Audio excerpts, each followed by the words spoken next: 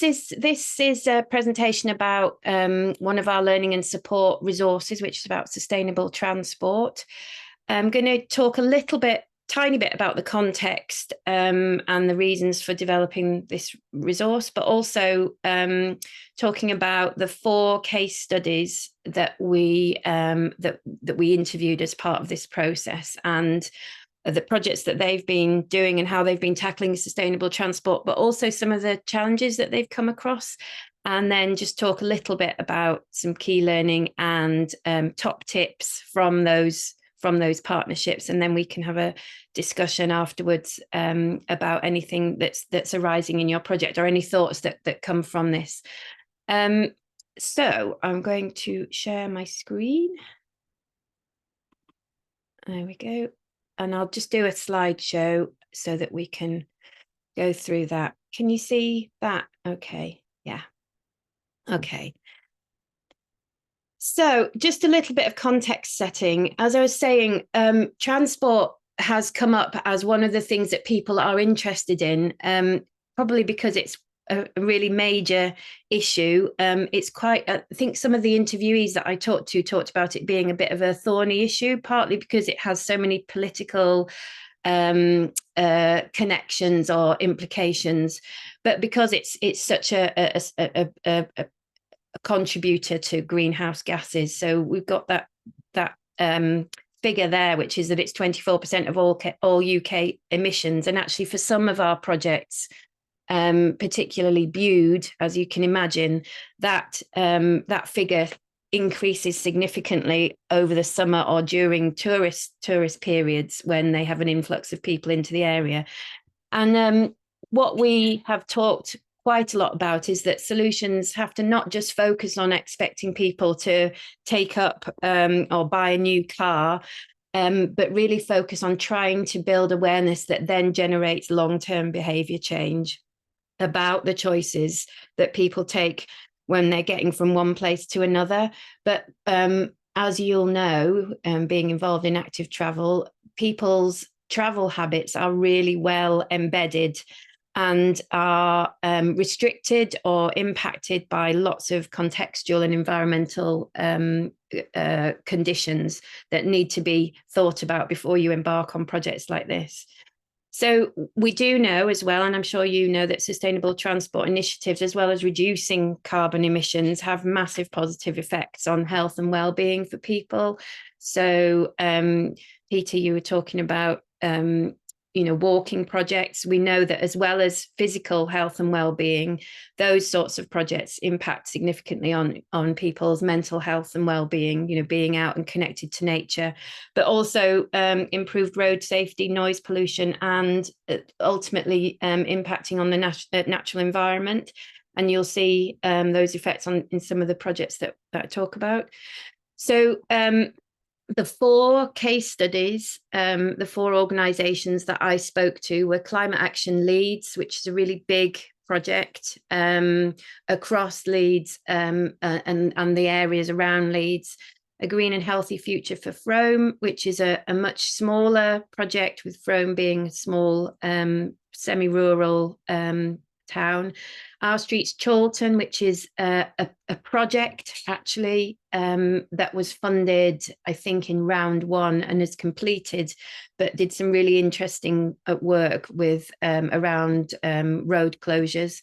And then Bude Climate Partnership, and all 4 of them are really different, and it's the other resources that I've produced, you find that there are real similarities between the projects, but these are really different projects with slightly different approaches to sustainable transport. So just having a quick look through them, I'm not going to go into too much detail because there's more detail in the resource itself. But Climate Action Leeds is a partnership of 5 organisations. And those organisations have different specialisms in sustainability, environmental impact, and climate action. And their fundamental aim is to shape a Leeds which is carbon zero, nature friendly, and sustainable by 2030. So they're focusing on building what they call climate action hubs around the city. So they've got 8 climate action hubs, and those areas have been specifically selected. They did do citizens' assemblies prior to setting up the project and deciding on where those hubs were going to be. And the citizens' assemblies, were really inclusive and active in agreeing what was going to happen. And each of the climate hubs essentially has a hub worker and its own budget to decide what their aims and ambitions are, what the local, the specific hyper-local need is. And then they work with one of 7 transition partners. So as well as having their specific hub worker, these transition partners are actually theme-based or expertise-based. So the transition partners have expertise in one of 7 themes, either energy, housing, food, nature, work and economy, youth and education, or transport. So there are two people working as transition partners for the transport theme, and they are, real experts on transport, and they already come with lots of connections to the transport infrastructure. So as I say, the climate hubs identify their issues, co-create their own solutions. The transition partners offer expertise, but their role is kind of multiple fold, if you like. They offer their expertise to that climate action hub, but they also take some of the actions, some of the recommendations back upwards, and they have an advocacy role with the council. So they're kind of connectors within that system, if you like. And they talked quite significantly about their role in signposting people to wider expert partners that would help them. And that's how they deliver their work. The little leaflet that you see on the left is one of their clean air cafes that they run. So they also, the transition partners also run events for the climate action hub. So basically it's all co-created, but with the expertise of these people bringing their ideas on board. So that's Climate Action Leads in a nutshell. Let's go to the next one. Is it going to let me? Yeah, there we go. A green and healthy future for Frome. It's a really interesting partnership, a green and healthy future for Frome, because it's a partnership between Frome Medical Practice, which is pretty much the only medical practice in Frome. It's quite big. Adventure Frome, and then Frome Town Council. So it's quite unique in the type of partner that is taking part. It's less of the grassroots and more that kind of cross-sector partnership, but that works really well in helping to deliver the project, but also in signposting people to this e-bike project. So it's essentially an e-bike project. The whole partnership runs projects beyond cycling together, which is the name of their e-bike projects. They've also got community connectors, choosing wisely, healthy homes, future shed, a storytelling strand, which is about advocacy and communication, and coffee there. And then and then the cycle together. So what you'll find in the resource is quite a detailed how they went about their project, which will probably be of interest to some, to you who are developing cycling projects.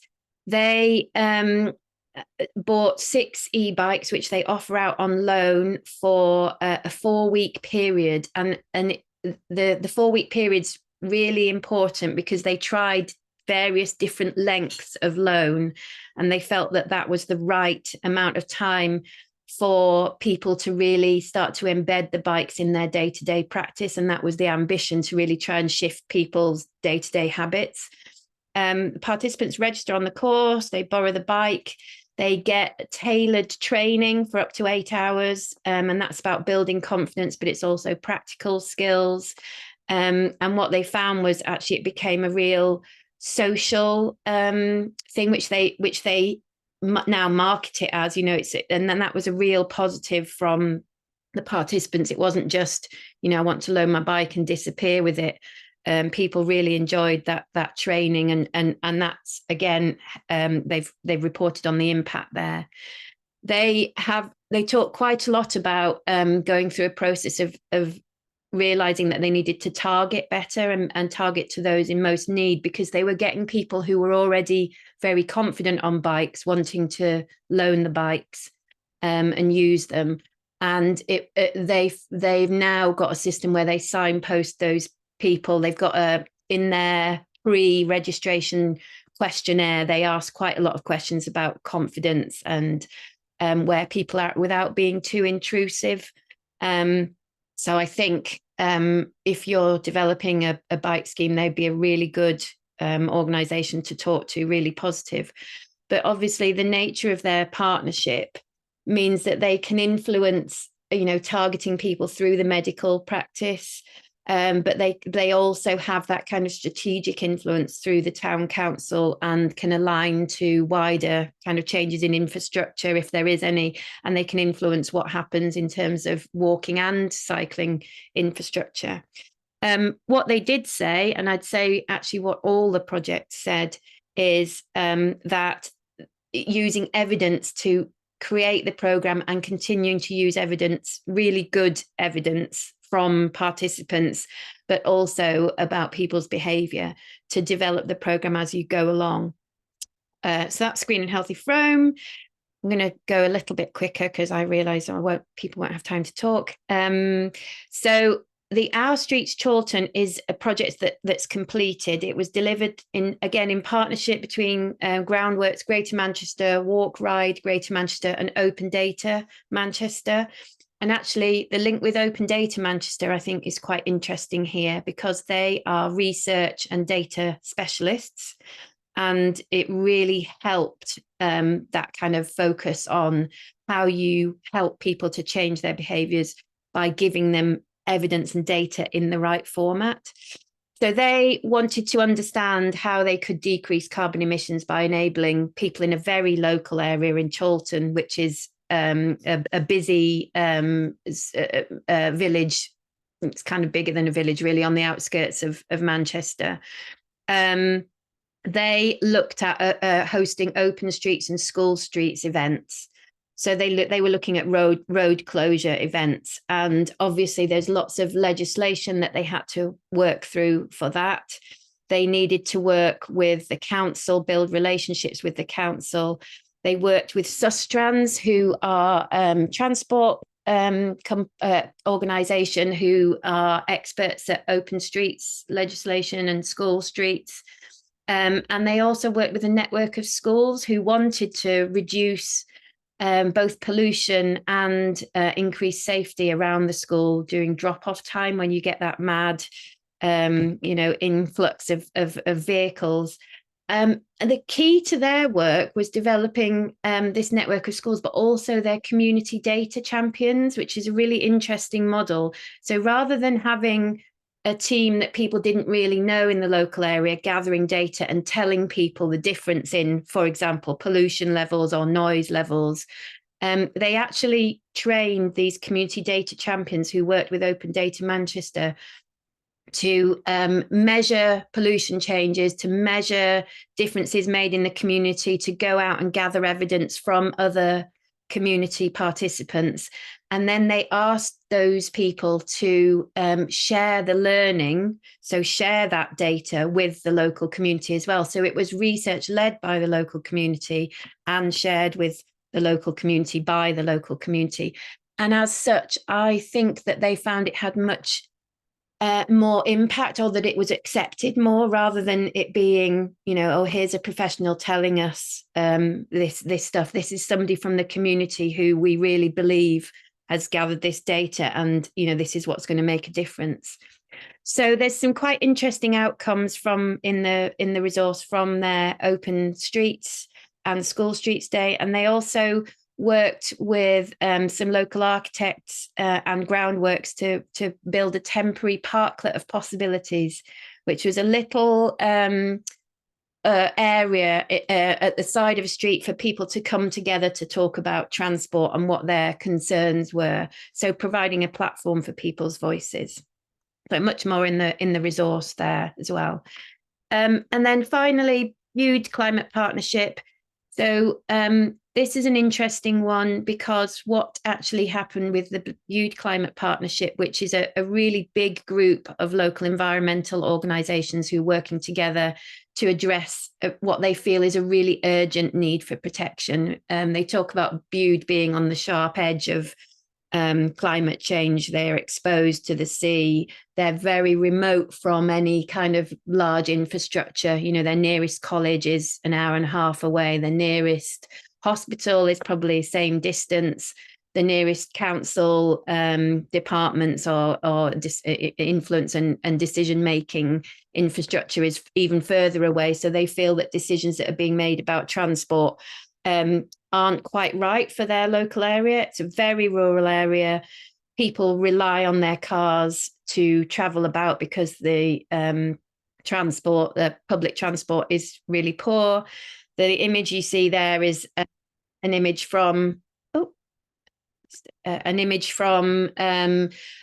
associated project of people who have been campaigning to reintroduce the train line that used to come to Bude. But what they originally wanted to do was to really try and think about changing infrastructure and thinking about public transport.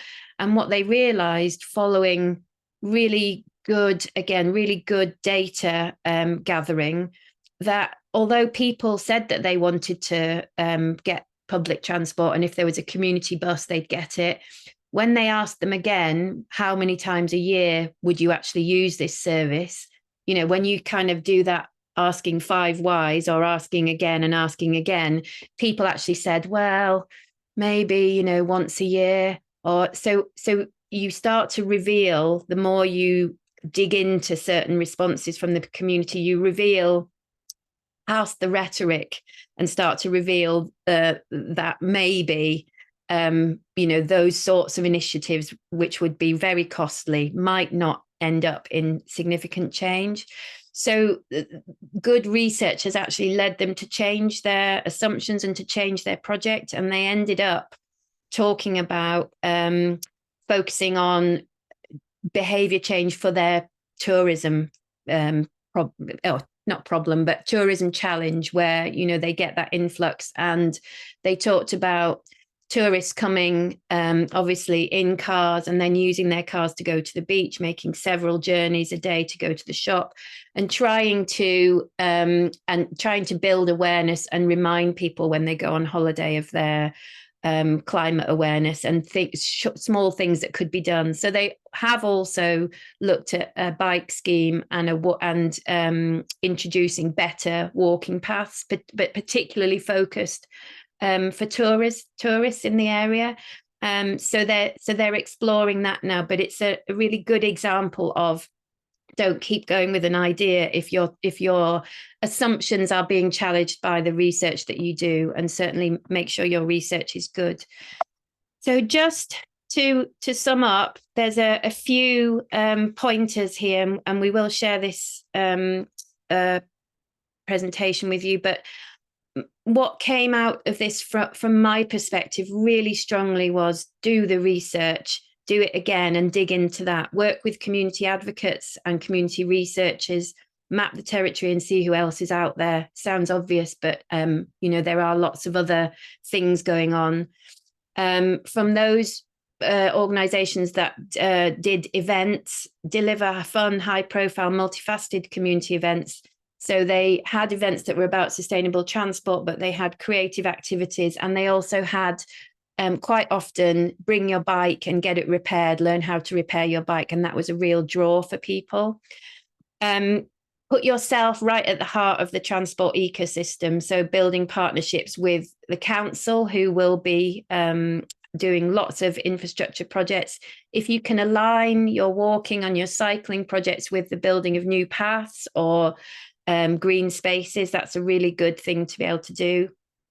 Focusing on long-term behavior change and giving people enough time to try something out for it to become something that they actually want to carry on with. And with a bike project, with Frome in particular, find a good home for your bikes. In Frome, they worked with a cycling shop, which was a new trendy cycle shop, and they agreed to keep the bikes and to help maintain them as well. So that worked really well. The only issue being for some people that they wanted to target, some of those bike shops are a barrier in themselves because they're perceived to be for people who are really great at riding bikes. So be careful about, the ethos of the home for your bikes, as it were. Create clear progression routes. Your project won't solve all the problems, and people want to move on beyond their experience with you. So the better your partnerships, the better you can connect people with other opportunities. And again, with the bikes project in Frome, they were able to signpost people who were already confident on bikes to other projects that were more suitable to them. And obviously then developing long partnerships and specific to bikes again, but also to the open streets. Make sure you're covered legally with your insurances and the right legislation and the right permissions for road closures, and obviously insurances for loaning bikes out. And Frome would definitely be able to help you with that. So there is also some don'ts, but they're pretty obvious ones. Don't recreate the wheel. Use the research to make sure that you look up things that have happened already. Connect with people in this cohort because there's lots of transport projects. Don't assume anything. Ask and ask again. Don't spread yourself too thinly. And as always, this isn't particular to cycling projects, but don't underestimate capacity. There's a lot of admin time and dealing with individuals, particularly with those cycling loans projects. You need to build relationships with individuals, and the time required for that is quite significant. But also in terms of time responding to people, time developing partnerships. And then don't miss the opportunity to connect to wider infrastructure projects, and don't neglect your relationships. So that's the presentation. Lots more in the resource. I'm going